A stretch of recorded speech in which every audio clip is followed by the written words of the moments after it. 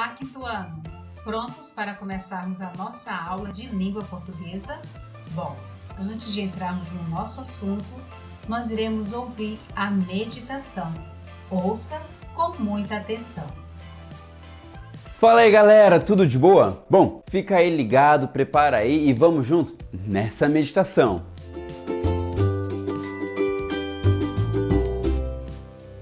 O título da meditação de hoje é Pilha de Ossos e o texto bíblico está lá em Atos 17, versículo 24, que diz o seguinte: Porque Deus fez o mundo e tudo que nele existe. Ele é Senhor do céu e da terra.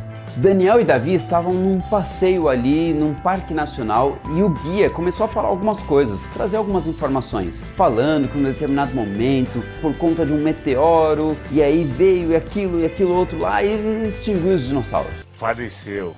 Aqueles dois meninos olharam um para o outro, ficaram, não faz muito sentido, principalmente porque não é aquilo que a Bíblia apresenta. É estranho. E o detalhe é que eles sabiam que haviam evidências científicas sobre a existência de um dilúvio universal. E por isso, eles ouviram, acharam interessante, gostaram muito, mas resolveram tirar as dúvidas depois com outros especialistas. Entendi.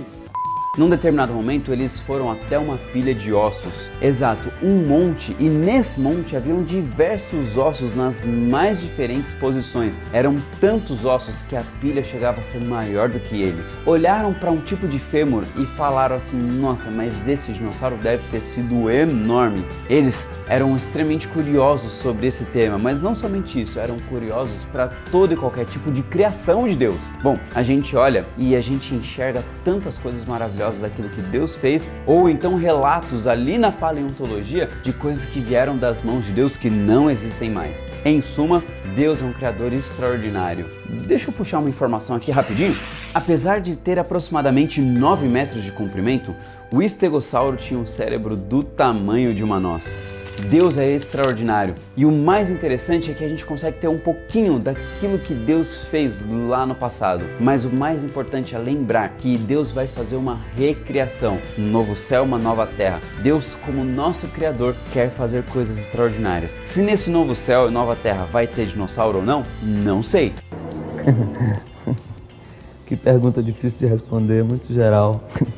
Eu não sei dizer. Mas é melhor estar lá para a gente saber, né? Ora comigo? Deus, a gente pede agora que o Senhor sempre nos dê curiosidade e que a gente possa amar o Senhor, e não somente isso, mas que a gente possa sempre entregar o nosso coração, e que o novo céu e a nova terra e essas curiosidades possam ser algo a mais, além do nosso relacionamento com o Senhor, que a gente possa te amar sempre. Oramos em nome de Jesus. Amém.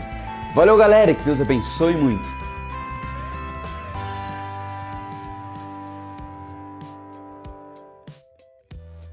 Revigorados com a palavra de Deus, agora podemos iniciar o nosso conteúdo. A leitura faz parte do nosso dia a dia, seja na escola, nas tarefas de casa, durante algum percurso que fazemos, enfim, em todos os momentos ela está presente.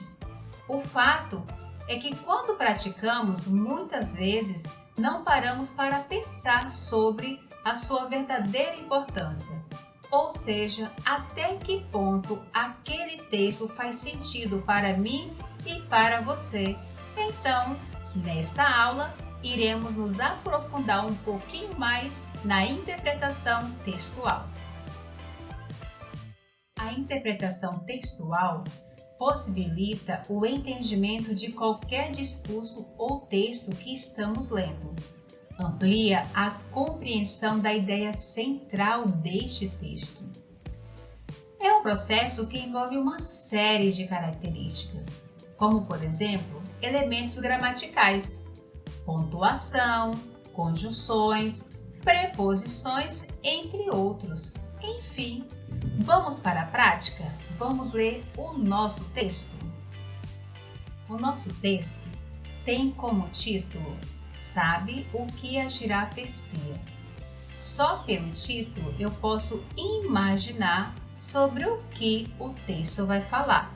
A girafa, com certeza, deve ser um dos personagens neste texto. Ao ler um texto, é muito importante você observar a pontuação, observar os parágrafos, ficar atento a cada palavra e interpretar, conhecer o que realmente a história está querendo transmitir para você. Vamos começar? Sabe o que a girafa espia? Logo que a girafinha nasceu, Pedro, o guarda do zoológico, chamou-a de Ernestina. Ela cresceu e com ela seu pescoço.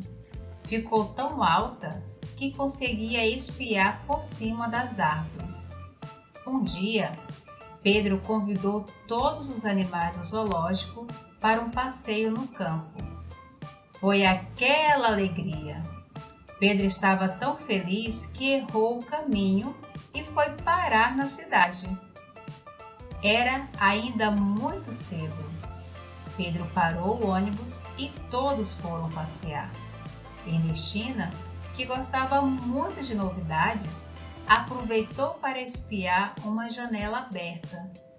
O macaco, Tibiriçá, sempre ao seu lado, acompanhava todos os passos da amiga. O que você está vendo, Ernestina? Ernestina começou a descrever tudo o que via.